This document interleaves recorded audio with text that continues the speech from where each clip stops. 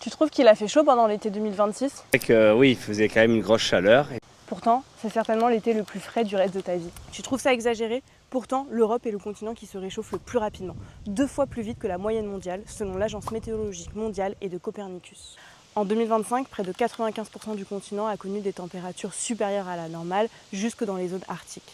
Mais le problème, ce n'est pas seulement qu'il fait plus chaud. Plus il fait chaud et plus les sols s'assèchent. Les rivières perdent de leur débit et les forêts deviennent de véritables poudrières. Résultat, les feux se multiplient et deviennent de plus en plus violents. En 2025, en Europe, c'est près de 1 million d'hectares qui sont partis en fumée, soit plus que la superficie de Chypre. Et en 2026, la tendance se confirme déjà, si ce n'est pas pire. L'Europe traverse déjà sa 4e canicule de l'année.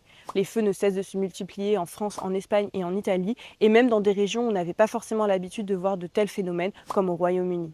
Cet incendie est tel, comme si on pense par exemple à la situation dans les Landes ou en Gironde, que le président de la République Emmanuel Macron a demandé l'activation du mécanisme de protection civile européen. Ce dispositif permet de proposer une réponse d'urgence aux incendies, avec notamment le déploiement de Canadair européens.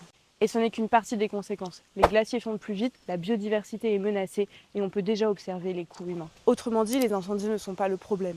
Ils sont le symptôme d'un climat qui change beaucoup plus vite en Europe qu'ailleurs et surtout le résultat d'inaction politique de longue date. Le réchauffement climatique est plus que jamais une réalité. Il est l'heure pour l'Europe et les États membres de prendre des mesures concrètes. Car chaque année perdue rendra les prochaines canicules, les prochaines sécheresses, mais également les prochains incendies encore plus difficiles à affronter. Si tu ne veux rien manquer de l'actualité environnementale de l'Europe, abonne-toi!